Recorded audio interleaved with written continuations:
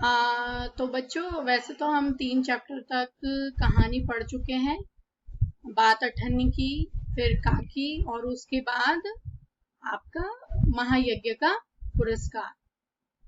पर काफी बच्चों के कमेंट आए हैं कि मैम आप संदेह चैप्टर पढ़ा दीजिए। तो यहाँ पर आज हम संदेह चैप्टर पढ़ेंगे और संदेह कहानी पढ़ेंगे हम, जो आपकी साहित्य सागर में 7वें नंबर पे है। तो संदेह पढ़ेंगे। तो सबसे पहले तो संदेह क्या है? संदेह, इस कहानी में लेखक ये बता रहा है कि संदेह जो है वो एक मनोवैज्ञानिक कहानी है, अर्थात मन की स्थिति को बताती हुई कहानी। संदेह वह कहानी है जो आपके मनोवैज्ञानिक मन की स्थिति को बताती है। संदेह का क्या अर्थ होता है? इंग्लिश में संदेह मीनिंग डाउट, एंड उर्दू में इसको आप शक कहते हैं, हम शक कहते हैं इसको। तो संदेह शक, शंका या भ्रम कह सकते हैं। तो आगे लेखक क्या बोल रहा है कि जो संदेह है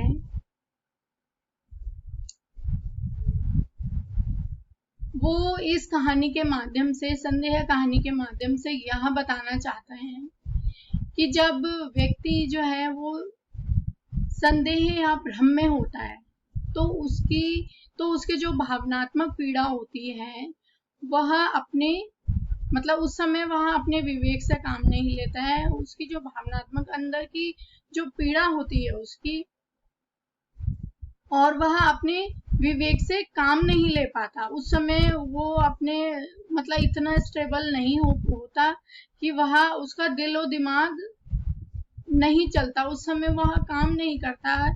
जिस समय वह किसी बात से भ्रम में या संदेह में, या उसे किसी बात की शंका हो जाती है, संदेह होता है, तो वह अपनी भावनात्मक पीड़ा को संभाल नहीं सकता उस समय। तो लेखक यहाँ पर ये कहना चाहते हैं। और उसकी जो सोच होती है, जब वहाँ व्यक्ति जो संदेह के अंतर्गत आता है, जो व्यक्ति, उसकी जो सोच होती है वो बहुत संकुचित, बहुत छोटी सोच हो जाती है, और वह एक, उसकी जो सोच होती है वो एक सीमित दायरे तक, एक लिमिटेशन होती है उसकी सोच की, वह उससे बाहर नहीं सोच पाता। और ऐसी स्थिति में अगर वह किसी को बताता भी है तो वो बताने में भी संकोचन करता है, बताता भी नहीं है। और ऐसी स्थिति में वह अगर अपने विवेक से काम लेता है, अपने दिमाग से काम लेता है, तो उसकी जो मानसिक पीड़ा है उससे उसे मुक्ति मिल जाती है और उसके जीवन में क्या आ जाती है? स्थिरता आ जाती है। तो थोड़ा मैंने आपको बता दें यहाँ पर संदेह के बारे में। तो अब हम संदेह कहानी पढ़ेंगे, लेकिन उससे पहले हम उसके पात्र पढ़ लेते हैं, उसके कौन कौन से पात्र हैं उसमें, ठीक है?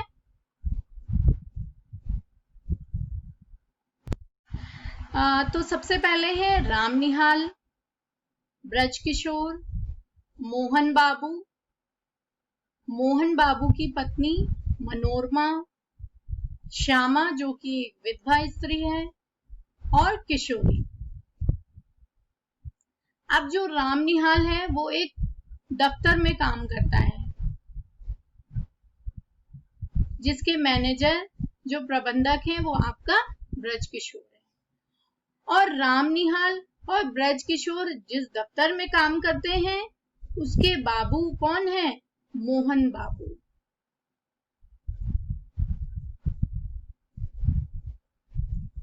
और राम निहाल श्यामा का किराएदार, श्यामा के किराए में रहते हैं, तो राम निहाल श्यामा का किराएदार है। अब जो ब्रजकिशोर है वो क्या करता है? वो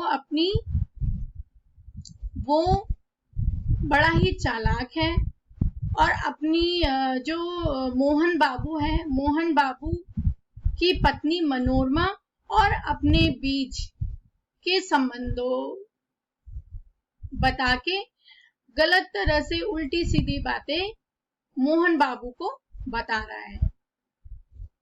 तो मोहन बाबू को बताता है, जिससे मोहन बाबू के मन में एक शंका सी, एक संदेह सा पन होने लगता है।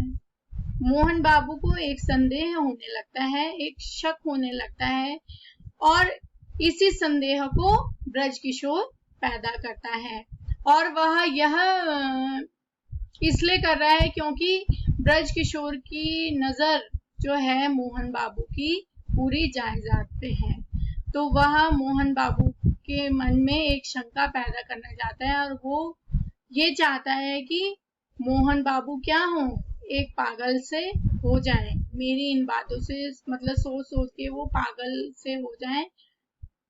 और यदि कोई पागल व्यक्ति मतलब जो अपनी मानसिक स्थिति खो देता है तो वह जो है वो जायदाद पे भी फिर उसका हक नहीं रह पाता। लेकिन उस स्थिति में वह किसी अपने जो उसका निकट का संबंधी होगा, जो रिश्तेदार होगा, तो फिर वो जायदाद उसके नाम हो सकती है। तो ब्रजकिशोर का यहाँ पर यही उद्देश्य है कि वो मोहन बाबू को पागल करार करना चाहता है और उनके मन में उसने संदेह उत्पन्न कर दिया। तो अब आगे हम कहानी पढ़ेंगे संदेह, ताकि आपको और अच्छे से समझ में आए। तो संदेह कहानी पढ़ने से पहले हम देख लेते हैं कि यह किसने लिखी है, इसके लेखककार कहानीकार कौन है। तो इसके कहानीकार हैं आपका जयशंकर प्रसाद जी। तो जयशंकर प्रसाद जी के बारे में थोड़ा हम पढ़ लेते हैं। श्री जयशंकर प्रसाद जी का जन्म काशी के एक प्रतिष्ठित वैश्य परिवार में सन 1889 को हुआ। घर पर ही इन्होंने अंग्रेजी, उर्दू, हिंदी, संस्कृत तथा फारसी भाषाओं का गहन अध्ययन किया। उन्होंने ये सारी भाषाएं बहुत अच्छी तरह से इनका अध्ययन किया, बहुत अच्छी तरह से पढ़ी। 1937 में 1937 में 48 वर्ष की अल्प आयु में इनका निधन हो गया। अल्पायु कम उम्र में इनकी मृत्यु हो गई। बचपन से ही इन्हें कविता के प्रति गहरा अनुराग था। गहरा अनुराग, कविता के प्रति गहरा प्रेम था या गहरा लगाव था। प्रारंभ में इन्होंने ब्रज भाषा में काव्य रचना की, पर बाद में खड़ी बोली को अपनाया। प्रसाद जी बहुमुखी प्रतिभा के धनी थे। बहुमुखी यानी कि बहुत सारी प्रतिभाओं के धनी थे, उनमें बहुत सारी प्रतिभाएं थी। कविता के अतिरिक्त इन्होंने नाटक, उपन्यास, कहानियां भी लिखी हैं, जिनमें अजातशत्रु, चंद्रगुप्त, ध्रुवस्वामिनी इनके क्या है प्रसिद्ध नाटक हैं। कंकाल और तितली इनके उपन्यास हैं। काव्य और कला इनके निबंध हैं।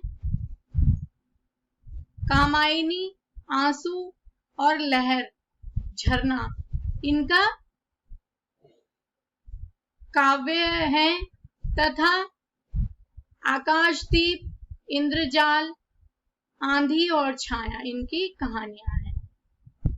प्रसाद जी की रचनाओं में भारतीय संस्कृति के प्रति अनुराग यानी कि भारतीय संस्कृति के प्रति प्रेम, देश प्रेम है की भावना कूट कूट कर भरी। इन्होंने भारतीय संस्कृति के प्रति प्रेम दिखाया और देश के प्रति इनकी भावना जो है वो कूट कूट कर भरी है। अब हम कहानी पढ़ेंगे। रामनिहाल अपना बिखरा हुआ सामान बांधने में लगा। रामनिहाल अब अपना बिखरा हुआ सामान बांध रहा है। जंगले में धूप आकर उसके छोटे से शीशे पर तड़प रही थी। जंगले अर्थात खिड़की में धूप आकर उसके छोटे से शीशे पर तड़प रही थी। उसके कमरे में छोटा सा शीशा था, तो वो जो जंगले से खिड़की से जो धूप आ रही थी वो उसके शीशे पर पड़ रही थी। अपना उज्जवल आलोक खंड, वह छोटा सा दर्पण बुद्ध की सुंदर प्रतिमा को अर्पण कर रहा था। जो उस कमरे में उसका जो शीशा था वो छोटा सा टुकड़ा था उस शीशे का, और उस पे जो धूप पड़ रही थी तो वो धूप दर्पण से बुद्ध की सुंदर प्रतिमा को अर्पण कर रहा था। वो जो धूप थी वो बुद्ध की मूर्ति थी उसके कमरे में, तो वो उस पर पड़ रही थी, तो वो बहुत अत्यधिक सुंदर दिखाई दे रही थी। किंतु प्रतिमा ध्यान मग्न थी। लेकिन प्रतिमा कैसी थी? मूर्ति तो ध्यान में, आपने बुद्ध भगवान की मूर्ति देखी होगी, कितनी शांति मिलती है उनकी मूर्ति देख के, कितनी शांत मुद्रा में है वो, और ध्यान मग्न थी। उसकी आंखें धूप से चौंधियाती न थी। जो प्रतिमा थी उनकी आंखें धूप से चौंधियाती न थी। जैसे हमारे आंखों के सामने अगर अत्यधिक प्रकाश हो तो हमारी आंखें एक पल के लिए बंद होने लगती हैं, ब्लिंक करने लगती हैं। किंतु वो तो प्रतिमा है, मूर्ति है, सजीव नहीं है, निर्जीव है, तो उसमें जब जो उनकी आंखों पर जब धूप पड़ रही है तो वो चौंधिया नहीं रही हैं उनकी आंखें। प्रतिमा का शांत गंभीर मुख और भी प्रसन्न हो रहा था, बल्कि जो प्रतिमा थी, मूर्ति थी, उनका जो शांत और गंभीर मुख था, वैसी मूर्ति का स्वरूप जैसा था शांत और गंभीर, तो वो और प्रसन्न, उस पे जो और तेज प्रकाश जो पड़ रहा था तो उसमें और प्रसन्न वो दिखाई दे रहा था। किंतु राम निहाल उधर देखता ना था। वह तो अपने में ही खोया था, तो उसने वहां पर नहीं देखा, उसने देखा नहीं। उसके हाथों में था एक कागजों का बंडल, जिसे संदूक में रखने से पहले वह खोलना चाहता था। पढ़ने की इच्छा थी, फिर भी न जाने क्या हिचक रहा था और अपने को मना कर रहा था, जैसे किसी भयानक वस्तु से बचने के लिए कोई बालक को रोकता हो। अब उसके हाथ में एक बंडल, कागज का बंडल था, लेकिन उसे वह संदूक में रखने से पहले खोलना भी चाहता था, लेकिन वो पढ़ने की इच्छा भी थी उस पे, लेकिन वह हिचक रहा था और अपने आप को मना कर रहा था।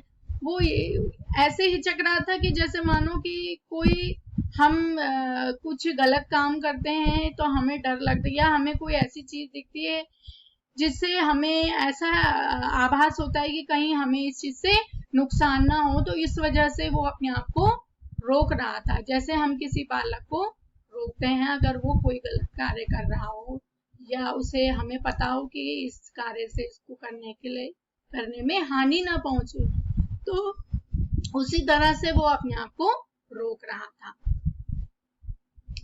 बंडल तो रख दिया, पर दूसरा बड़ा सा लिफाफा खोल ही डाला। एक चित्र उसके हाथों में था और आंखों में आंसू थे। कमरे में अब 2 प्रतिमाएं थी। अब एक मूर्ति तो किसकी थी? बुद्ध भगवान जी की थी, और एक मूर्ति अब राम निहाल की थी। क्यों थी? क्योंकि जैसे ही उसने लिफाफा खोला तो एक चित्र उसके हाथों में था और उसके आंखों से आंसू बह रहे थे। वह रो रहा था।